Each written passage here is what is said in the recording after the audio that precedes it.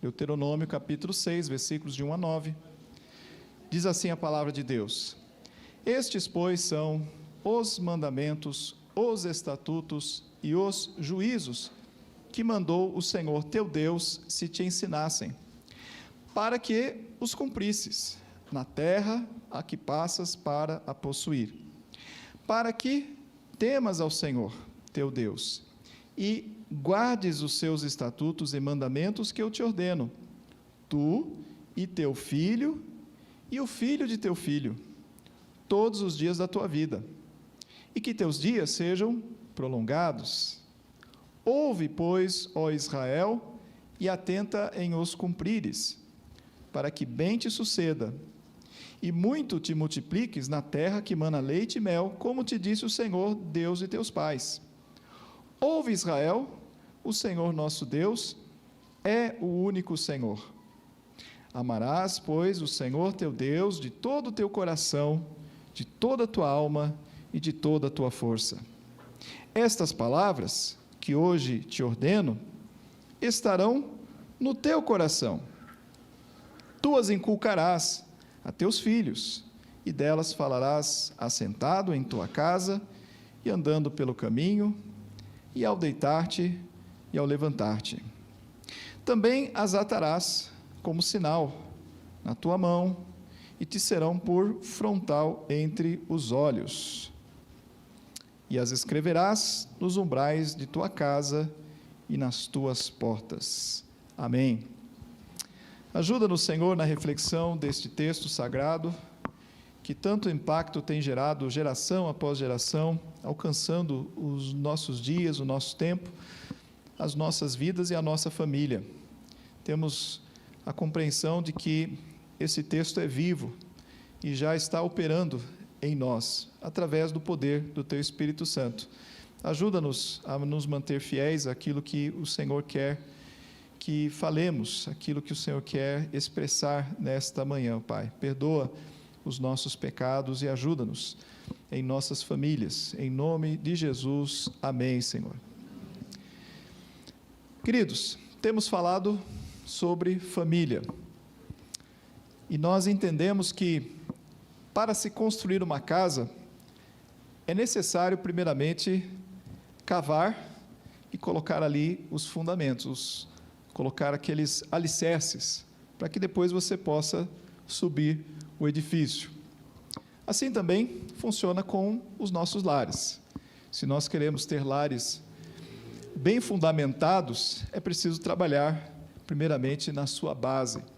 E os textos que nós temos estudado fazem parte dessa base, que, se você está formando um lar, precisa saber, de cor e salteado, quais são essas bases. Se você já tem um lar formado, precisa se recordar, porque muitas vezes nós temos que ir lá e fazer uma manutenção no alicerce, na base da nossa casa, justamente para que ela se mantenha de pé, para que ela seja firme e esteja protegida. Nós começamos estudando um texto, e a soma desses textos vão formando, cada um deles, um tijolinho, mais um bloco, na formação do nosso edifício. O primeiro texto que estudamos foi Salmo 127. E lá nós aprendemos que, se o Senhor não edificar a casa, em vão trabalham os que a edificam. Se o guarda, se Deus não guardar a cidade, em vão vigia a sentinela. Ou seja, inútil vos será fazer qualquer coisa, porque dependemos de Deus. Primeira grande lição, dependemos de Deus. A segunda lição que nós aprendemos estava lá em Efésios, no capítulo 5, final do capítulo 5, e que diz: não vos embriagueis com vinho no qual há dissolução, mas enchei-vos do Espírito Santo. E aí ele menciona os salmos, os hinos, os cânticos de louvor, e no final do texto ele diz: sujeitando-vos uns aos outros no temor de Cristo. E em seguida Paulo começa a falar acerca do lar. Ou seja, o lar é uma sujeição de uns para com os outros. Maridos que amam as esposas como Cristo amou a sua igreja, e esposas amando os maridos como a igreja ama Cristo. Então está tudo certo, os dois estão no mesmo nível, de desafio, mas e aí também envolvendo os filhos, que os filhos também honrem aos pais, e os pais não provoquem os filhos à ira, mas criando-os na disciplina do Senhor. Então, tudo ali encaixado dentro da família, mas o princípio é sob a influência do Espírito Santo. Sem a ação do Espírito Santo, o que nós fizermos será pela carne. Então, precisamos, conforme diz o texto, nos encher do Espírito Santo. Precisamos buscar a plenitude do Espírito Santo. Um lar com a plenitude do Espírito Santo vai evidenciar os frutos, ou fruto, né, do Espírito, que é amor, alegria, paz, longanimidade, bondade, benignidade, fidelidade, mansidão, domínio próprio. Quem não quer um lar assim? Então, esse lar é o lar sob a influência do Espírito Santo de Deus. Mas, conjugado com isso, vem o texto que está diante de nós, e que vai também nos trazer dois princípios fundamentais, ou seja, dos fundamentos, o alicerce, que é, e eu já vou fazer o spoiler, né, da mensagem, que é o amor a Deus e, em segundo lugar, a obediência a Ele. O amor e a obediência. Amor e obediência. Vamos dar uma olhada aqui no texto. Primeiramente, perceber que ele está num contexto. Quando você lê a Bíblia, leia dentro do seu contexto, porque ela fará sentido ali. Tirar o texto do contexto vai servir de pretexto para você dizer o que quiser, né? Assim o inimigo tem feito também nos nossos dias. Mas qual é o contexto da passagem de Deuteronômio 6? Deuteronômio é um livro cujo título já significa a segunda Deuteronomos, que é a segunda promulgação, ou a segunda manifestação da lei de Deus. Moisés, o líder que Deus colocou para ser o pastor, né, e o juiz à frente de um povo que foi tirado do Egito, ele estava agora diante da segunda geração. A primeira geração que havia sido tirada do Egito padeceu no deserto, por conta da própria rebelião contra Deus. Mas os filhos que, creio, começaram pequenos, cresceram, e agora esses filhos já têm os seus próprios filhos, são eles que vão efetivamente herdar a terra prometida. E eles precisam ser preparados para o que virá pela frente.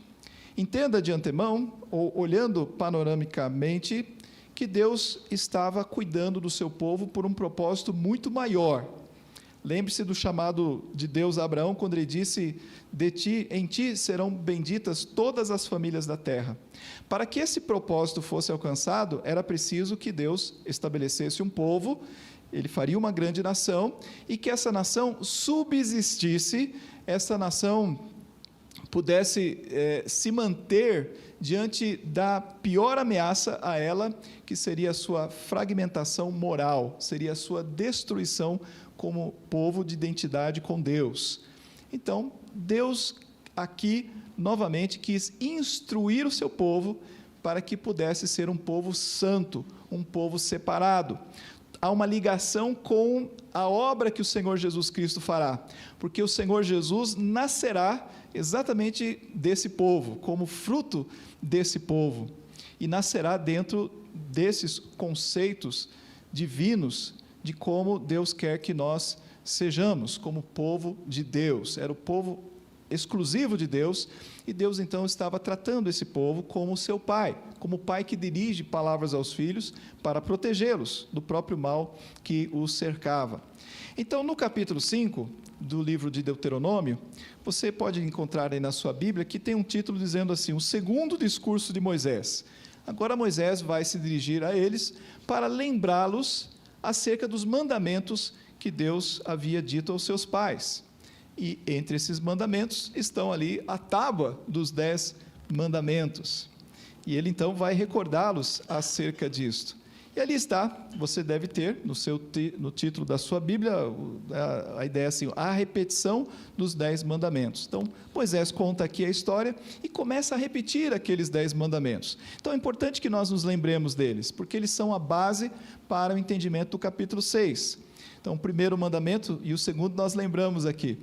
Primeiro, não terás outros deuses diante de mim. Segundo, não farás para ti imagens de escultura. Terceiro, não tomarás o nome do Senhor teu Deus em vão. O quarto, guarda o dia de sábado para o santificar. Muito bem. O quinto, honra a teu pai e a tua mãe. O sexto, não matarás. O sétimo, não adulterarás. O oitavo, não furtarás. O nono, não dirás falso testemunho contra o teu próximo. E o décimo, não cobiçarás a mulher do teu próximo, não desejarás a casa do teu próximo, nem o seu campo, nem o seu servo, nem a sua serva, nem o seu boi, nem o seu jumento, nem coisa alguma.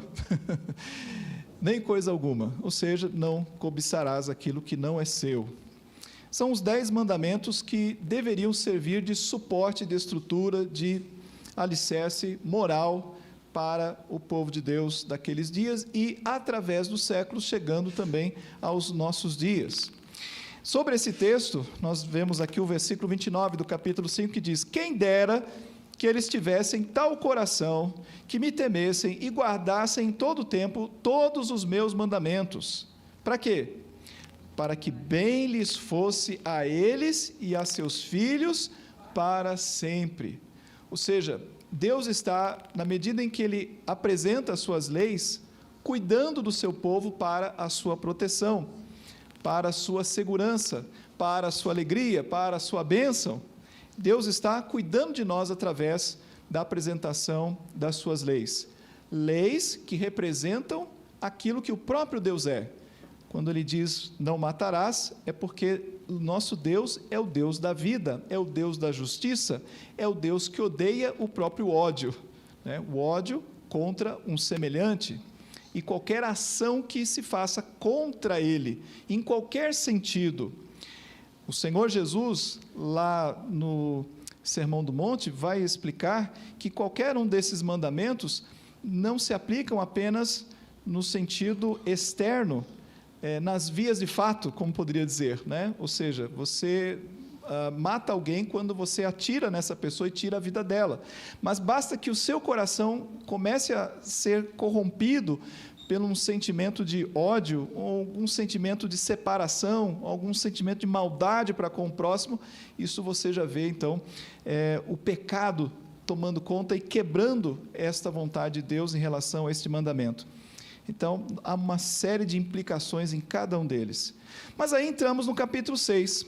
E o capítulo 6, ele vai retomar aquilo que foi dito no 5 e dizer: estes, pois, são os mandamentos, os estatutos e os juízos que mandou o Senhor teu Deus se te ensinassem, para que os cumprisses na terra que passas para a possuir. Quando vocês entrarem nesta terra, vocês devem ter esses mandamentos colados na mente de vocês e no coração de vocês, para que temas ao Senhor e guardes os teus estatutos.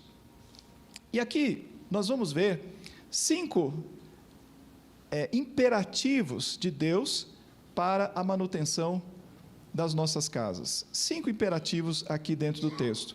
Eu também quero já entregá-los e depois nós vamos vê-los com mais detalhe, mostrando que o primeiro imperativo é o imperativo que dá a base para todos os demais. É como também se fosse uma construção dentro do texto. O primeiro imperativo que nós vamos ver no texto é: amarás, pois, ao Senhor teu Deus de todo o teu coração, de toda a tua alma e de toda a tua força. Esse é o primeiro imperativo: amarás ao Senhor teu Deus. O segundo é: estas palavras que hoje ordeno estarão no teu coração. Então, o segundo fala das palavras que ele ordena estarão no teu coração. O terceiro: tu as inculcarás a teus filhos. Quarto: atarás como sinal na tua mão e como frontal entre os teus olhos. Quarto, né? E quinto: e as escreverás nos umbrais da tua casa. Então, são 5 aspectos que o texto está levantando e que são extremamente práticos, normativos para a nossa vida, e que nós devemos, e que nos faz, nesta manhã, pensar, refletir, em qual grau nós temos efetivamente aplicado esta realidade na nossa vida e dentro do nosso lar. Perceba, então, que tudo começa no mandamento de amarás, pois, o Senhor teu Deus de todo o teu coração, de toda a tua alma e de toda a tua força. E aí eu lembro da pergunta de Jesus a Pedro, uma pergunta constrangedora: Pedro, tu me amas? Né? Pedro, tu me amas? E Pedro responde: sim, Senhor, né? Eu te amo, tal. E Jesus volta a perguntar para ele: Pedro, tu me amas? E Pedro já: sim, Senhor, o Senhor sabe, eu te amo. E terceira vez, né? Jesus pergunta para ele: Pedro, tu me amas? E aí Pedro começa a ficar triste com a pergunta que Cristo faz a ele, e responde novamente: sim, o Senhor sabe, né? Eu te amo. Mas por que Jesus faz essa pergunta desta forma? Eu creio que todos nós devemos responder diante de Deus por esta pergunta. E a pergunta feita 3 vezes nos faz refletir se a nossa resposta é de fato uma resposta legítima, é uma resposta sincera, é uma resposta de fato de coração e não apenas uma tentativa de dar uma resposta. Nós temos que refletir, portanto, sobre esse tema. Jesus fez Pedro refletir sobre isto e nós temos que refletir se efetivamente nós amamos ao nosso Deus. Em outra ocasião, perguntado sobre os mandamentos, Jesus disse: olha, o primeiro mandamento é este: amarás ao Senhor teu Deus, de todo o teu coração, de toda a tua alma e entendimento.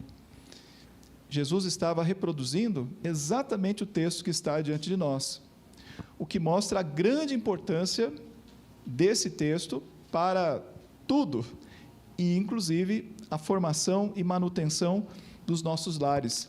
Tudo começa com amor a Deus. A coisa mais importante que nós podemos fazer para com o nosso lar, para com os nossos filhos, é amar a Deus acima de todas as coisas e acima dos nossos próprios filhos e acima dos nossos próprios cônjuges.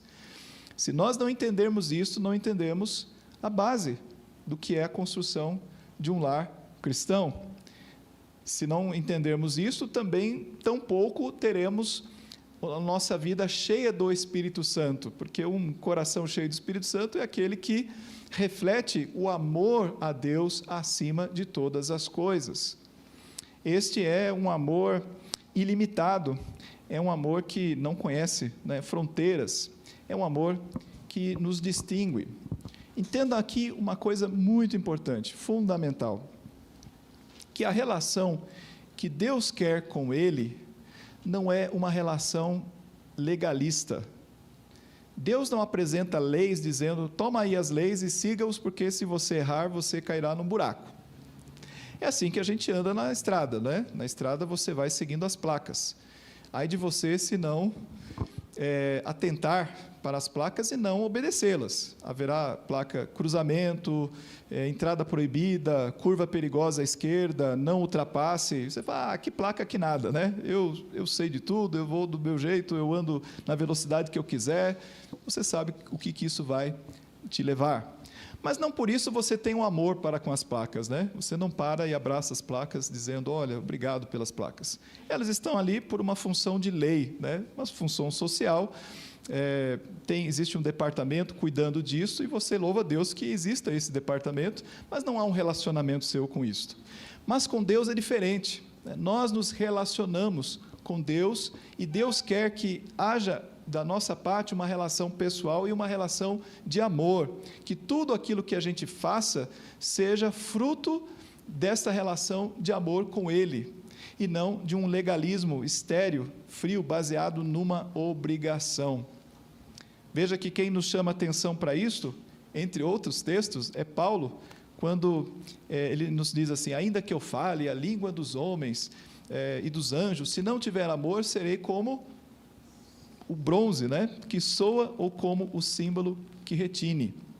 Ou seja, não faz sentido. Para Deus, as coisas feitas, mesmo corretamente, mas sem amor a Ele, não fazem sentido.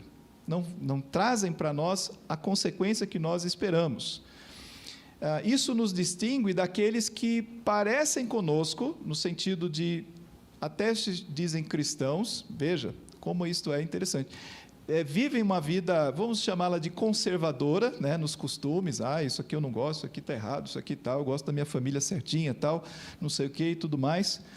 Mas se esta pessoa não ama a Deus, ela não pode ser chamada nem de filho de Deus, não pode estar sob a influência do Espírito Santo, e logo o seu lar não pode estar sendo construído como um lar cristão, no sentido bíblico. Pode ser que, inclusive, haja temor a Deus, no sentido amplo da palavra, porque a Bíblia diz que até os demônios temem e tremem, e há pessoas que têm um temor, um respeito a Deus. Mas o que o texto está nos colocando é num outro patamar de relação com Deus, e este amor a Deus, ou este amor por Deus, ou este amor com Deus, ele só pode acontecer num relacionamento através do Senhor Jesus Cristo. Porque o próprio Jesus diz, né? Ninguém virá ao Pai, senão por mim. Não espere amar ao Pai, ser amado pelo Pai, sem Cristo como um mediador neste amor. Não há amor direto, é um amor mediado pelo seu Filho Jesus Cristo. Então, isso aqui é um chamado importante para nós. Infelizmente, é comum nós vermos pais preocupados com os filhos, especialmente... eu vejo assim, às vezes, casais que começaram a vida frequentando a igreja, cresceram na igreja.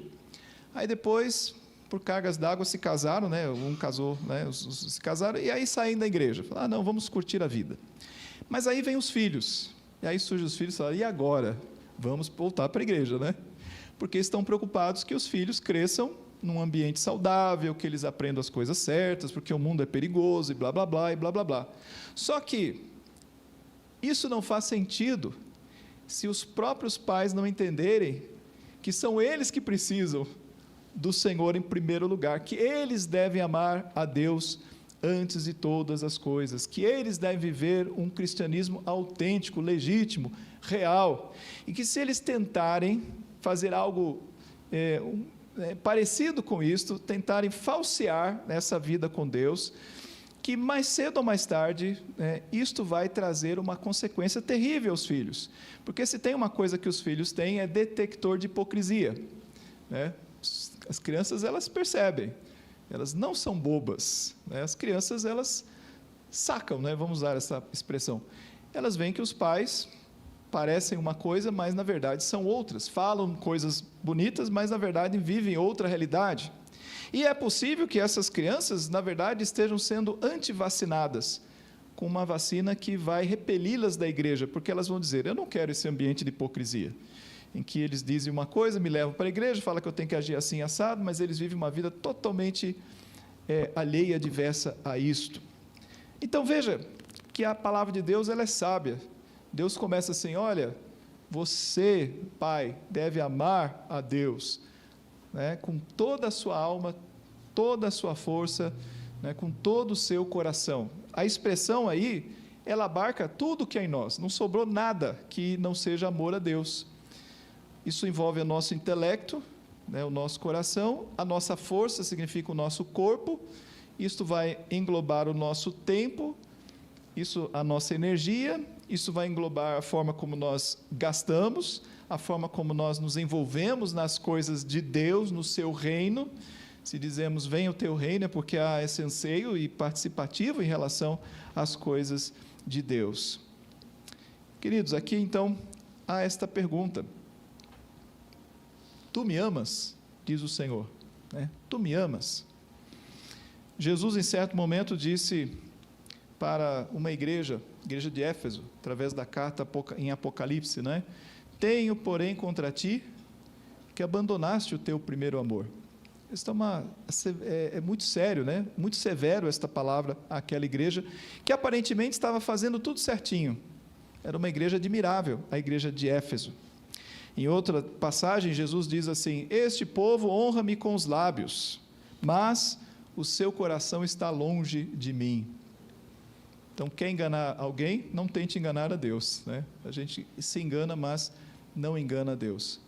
Então, irmãos, tudo começa pela base mesmo. É onde a gente tem que voltar.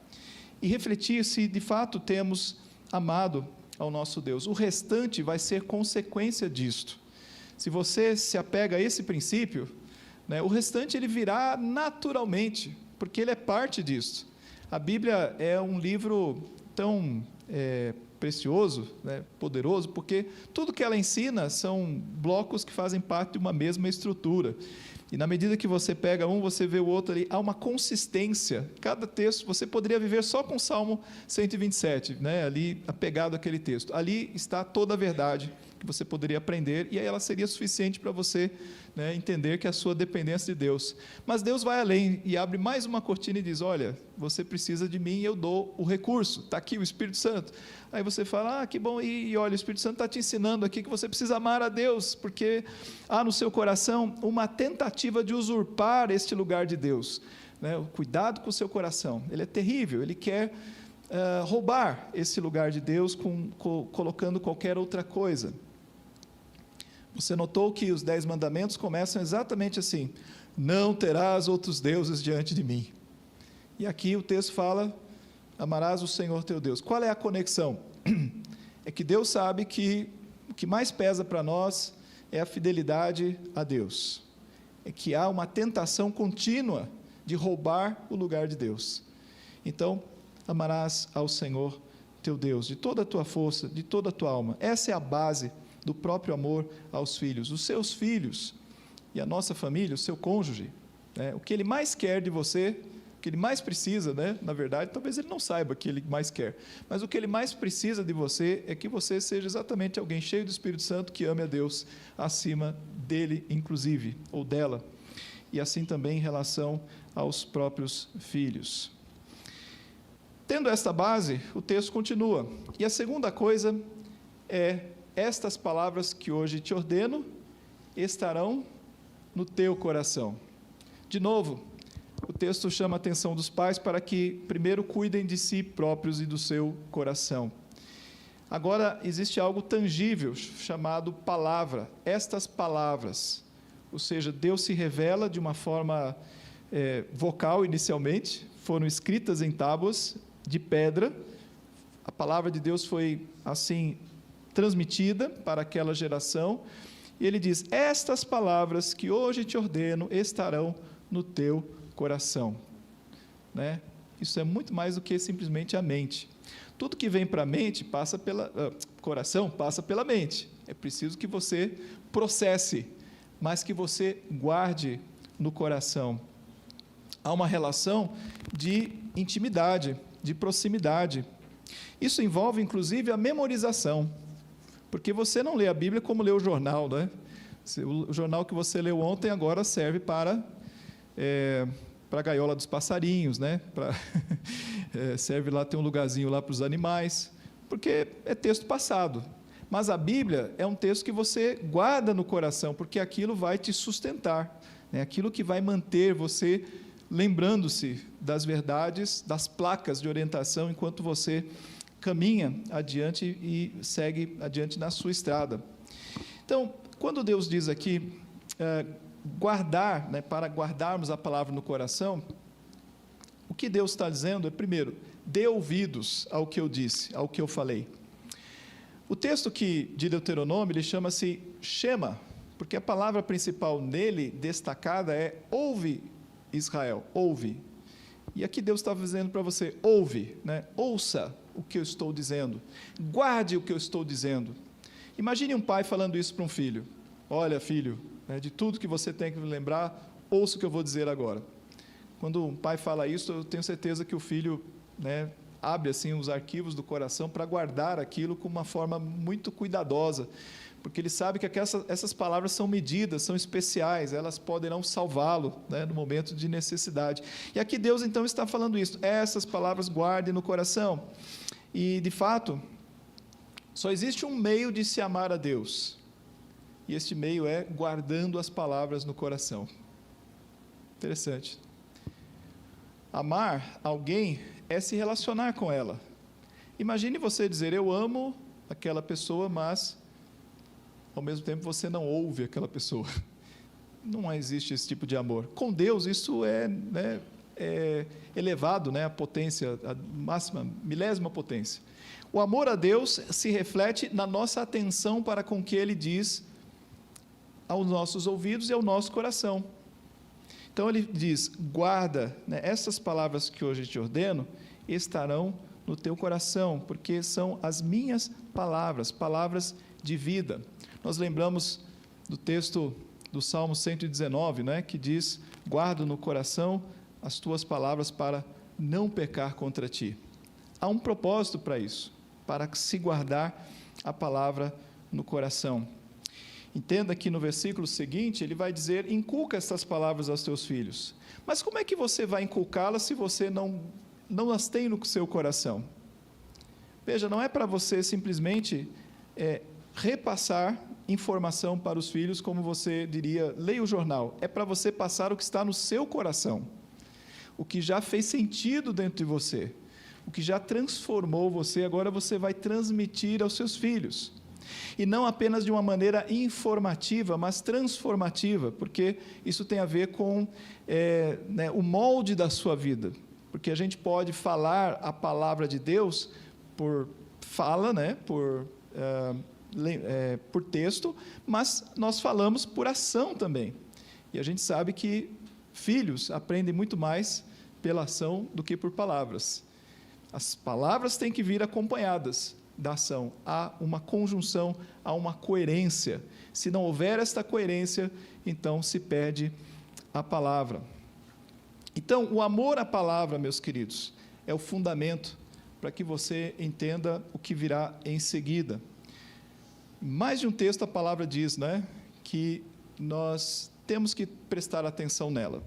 Antes mesmo, na sequência desse texto, lá na frente, quando a gente chega no livro de Josué, agora Moisés ia passar o bastão para Josué.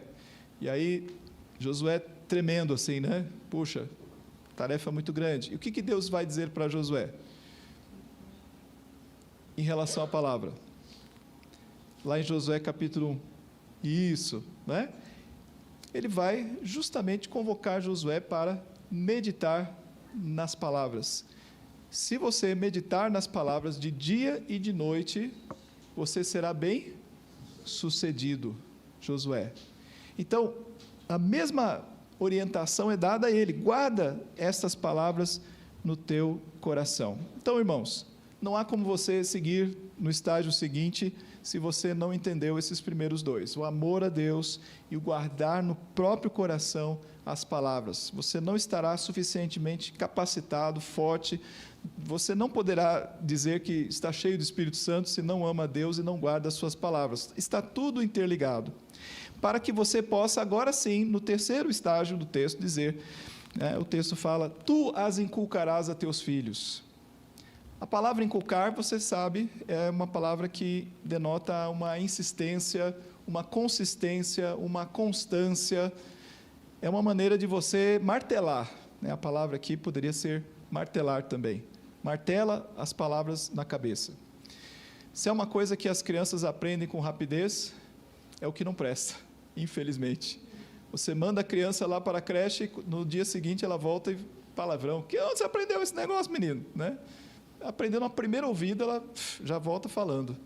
Agora, aprender o que é certo, você sabe como é, Você fala uma vez, fala duas, fala três, fala quatro, fala 1000 vezes, A criança ainda repete, porque há no coração humano uma condição empedernida, o ser humano, ele nosso coração, como diz, é pertinaz, ele costuma ficar ali, se remoendo ali no mesmo pecado, vez após vez. É a nossa natureza. Mas é preciso combater com a palavra. Tu as inculcarás a teus filhos. E aí você vê as instâncias. Delas falarás assentado, andando, ao deitar-te, ao levantar-te. O que isso representa? Que é um ato contínuo na vida, que é um ato prático, que não necessita necessariamente de um tempo de escola. Vamos sentar aqui na sala e eu vou te ensinar na lousa a palavra. Mas é um ato que está envolvido com o dia a dia, com as atribuições normais do dia. No nosso caso, por exemplo, seria estando à mesa, ou ao levantar, ou levando o filho para a escola, trazendo da escola, enfrentando os problemas da vida, e você vai, em cada momento, ensinando mais um pouco da palavra, e sempre de forma consistente. Para que você, pai, mãe, possa fazer isso, você precisa conhecer a palavra, evidentemente. Ela tem que estar no seu coração para que você possa usá-la no momento certo. É mais ou menos como se houvesse um incêndio, em algum lugar, você tivesse que usar o extintor pela primeira vez. Primeiro, se for um incêndio numa fiação, saiba que não é água que você vai jogar. Né? Então, quando você não tem nem noção do que você vai fazer, você acaba fazendo bobagem. E ao invés de corrigir um problema, você causa um problema maior. Então, você tem que saber de antemão, você tem que estar preparado para dar resposta, né, às questões de fé. A Bíblia diz isso, né? A gente tem que estar preparado para poder dar estas respostas. Então, queridos, o nosso trabalho é duro, é guardarmos a palavra de Deus no seu todo, no nosso coração. Então, ensinar as verdades aos filhos, tu as inculcarás a teus filhos e delas falarás assentado. A escola, a casa da gente vira uma escola em que nós ensinamos diligentemente e criativamente aos nossos filhos. Mas ainda, o ponto 4 é entendermos que nós devemos carregar esta verdade na nossa vida de uma maneira visível e prática. Pense aqui no texto, quando ele diz assim: também as atarás como sinal entre os teus, na tua mão, perdão, né? Também as atarás como sinal na tua mão e por frontal entre os olhos. Então, você tem aqui duas coisas que o judeu, ao ler esse texto, entendeu de forma literal. Então, eles passaram a botar uma caixinha com um pedaço de Bíblia aqui, né? E na cabeça também. São chamados filactérios e mezuzá. Duas coisas que os judeus ortodoxos usam, porque eles entendem que devem aplicar o texto literalmente. Mas nós não entendemos desta maneira, não usamos caixinhas de Bíblia na cabeça ou no braço, mas entendemos o sentido prático disto. O que ele quer dizer?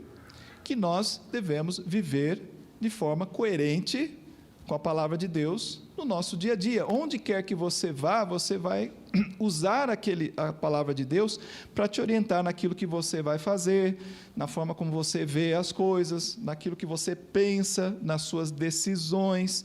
Então, a Bíblia está ligada inerentemente à nossa vida prática. E é assim que nós vamos ensinar aos filhos. Eles vão entender que a Bíblia não é um livro para a igreja, não é um livro para dentro de casa, é um livro para fora de casa também, na forma como nós nos relacionamos com a vida como um todo. Veja que lá em 1 Timóteo 3,7, quando ele diz respeito aos presbíteros são os anciãos da casa, os irmãos que são líderes da igreja, ele diz assim: é necessário que eles tenham bom testemunho dos de fora, a fim de não cair no opróbrio e no laço do diabo. Então, esse bom testemunho dos de fora é também um requerimento, uma exigência para nós todos como pais. Nós precisamos ter esse bom testemunho dos de fora, levando a Bíblia nas nossas mãos e na nossa cabeça. E, finalmente, o texto fala: e as escreverás nos umbrais de tua casa e nas tuas portas. É uma coisa meio interessante, né? Você pegar textos da palavra e escrevê-las nas paredes da sua casa. Você já fez isso alguma vez? Talvez você tenha um quadrinho. Mas é o que a Bíblia está nos incentivando a fazer, como uma demarcação de território. É claro que isso não tem nada a ver com abrir a Bíblia no Salmo 91, que vai espantar os espíritos, como alguns podem imaginar. Mas esta marcação, ela representa a identidade do seu lar como um todo, como sendo um lar que pertence ao Senhor, como um lar que vive sob o temor do Senhor, é obediência à sua palavra. Então, é como se fosse uma marcação, o lar todo está sendo marcado. Nós podemos entender isso tanto no sentido interno, a representação do peso que isso tem, de que todos os que estão lá sabem que eu e minha casa serviremos ao Senhor, há um compromisso ali de todos, Deus está presente no meio deste lar, na vida deste lar, como também serve para os que estão de fora, olharem para esta casa e figuradamente verem ali estampada a palavra de Deus como uma marca daquele lar. Neste lar nós adoramos a Deus, neste lar o Senhor é o Senhor da nossa vida, nós temos uma aliança com Deus, o Deus de Israel. Então, é uma marca de um lar, que teme ao Senhor, é um lar diferenciado. Vejam, meus queridos, em todos esses aspectos, como a Bíblia, de fato, ela é diferenciada. Pode ser que no mundo existam muitas coisas boas em termos de orientações para o lar. Gente que escreveu boas dicas de como maridos podem ser mais sensíveis, né, mais atentos às necessidades das suas esposas e vice-versa. Existe um livro que é Homens são de... Eu nunca sei se é Vênus ou Marte, e as mulheres de Marte ou Vênus. O fato é que cada um habita num planeta diferente, né? Porque percebe o mundo de uma forma diferente, e a dificuldade que um e outro tem de perceber isso, às vezes acarreta numa série de ruídos de comunicação, trazendo conflitos, etc., etc. Entender isto pode ajudar, com certeza. Isto é um adendo, né? Ter outras informações e buscar livros de referência pode ser interessante, mas, queridos, nada absolutamente se compara e substitui o que está aqui na palavra de Deus. Aqui está a base para que você possa construir o lar, porque começa exatamente nessa disposição de amar a Deus acima de todas as coisas. E aí, você começa, na medida em que você ama a Deus, você passa a entender o que é o amor ao próximo. Amar as esposas como Cristo amou a igreja, e as esposas aos maridos como a igreja deve amar a Cristo. Nós passamos a entender qual é o grau de amor que é exigido de Deus por nós. Eu termino dizendo que esse amor a Deus, amar a Deus, ele é um mandamento, mas é um mandamento que requer de nós uma disposição no sentido de nos colocarmos diante de Deus para termos intimidade com Ele. Como amar alguém que você não tem intimidade? Ontem falávamos disso lá no nosso encontro com os jovens. O Salmo 63, um Salmo de Davi, diz lá: eu te busco ansiosamente. É uma coisa meio apaixonada, né? O salmista apaixonado por Deus, ele diz: a minha alma tem sede, né, de Deus. Deus, tu és o meu Deus, né, o meu Deus forte. Várias expressões que mostram essa intimidade. Como você vai amar a Deus se Deus para você é alguém como o vizinho que entra no elevador? Você o conhece assim, né, sabe até o nome às vezes, mas não tem nenhuma intimidade, né? A conversa ali é aquela conversa sobre o sol, sobre chuva, não chuva. Mas como é que você vai amar alguém que você não tem intimidade? Você não para ouvir, né? Eu brincava também ontem assim, que Deus, às vezes a gente tem medo de se deparar com alguém desconhecido numa sala fechada, e você começa ali uma conversa, mas a outra pessoa é super tímida, e você faz uma pergunta, ela responde e acabou. Sim, não, sim, não, sim, não, e agora? Né? E a gente fica ali olhando para a cara do outro, constrangido, parece sala de espera, né, de dentista, alguma coisa assim. Como é a sua relação com Deus? Quando você está diante de Deus, o seu coração é tomado, né, por um sentimento de amor. O sentimento ele deve vir depois do conhecimento que temos de Deus. Ele não pode ser provocado. Podemos colocar muita música aqui para provocar as nossas emoções. Não é isso. É o conhecimento de Deus que deve nos fazer ficar, abre aspas, né, apaixonados por Deus, por aquilo que Ele é, né, por como Deus age, o que Ele diz, como Ele nos trata, o que Ele faz, o que Ele fez por nós, né, tudo que Ele é para nós, e isso deve encher o nosso coração de alegria em estar na sua presença. E estar na sua presença é a certeza de que nós não vamos falar com alguém tímido e nem alguém que não tem o que dizer, porque basta abrir a palavra e você tem uma vida inteira de palavras para preencher o seu coração, Deus falando a você. E esse Deus é tão maravilhoso porque Ele não quer só falar, Ele quer ouvir. É uma relação de duas vias, Ele quer ouvir a nossa voz. E quando você fala, e quando você ouve, fala e ouve, né, quando você, como diz o texto de Pedro, né, lançando sobre Ele a toda a vossa ansiedade, essa relação ela vai costurando ali um amor que não pode ser quebrado por nada neste mundo. Queridos, então, fiquemos com esta verdade. O nosso lar, ele se mantém de pé através da nossa disposição de amar a Deus e, através do amor a Deus, ouvi-lo, guardar no coração as palavras para colocá-las em prática, ou seja, para obedecê-lo, né? Jesus diz que aquele que me ama, é aquele que guarda os meus mandamentos, né? Aquele que guarda os mandamentos é esse o que me ama, e o que me ama será amado por meu Pai, né? Então, aqui a relação da verdade. Carreguemos, coloquemos isso em prática, queridos, e alicercemos os nossos lares. Que Deus os abençoe. Amém.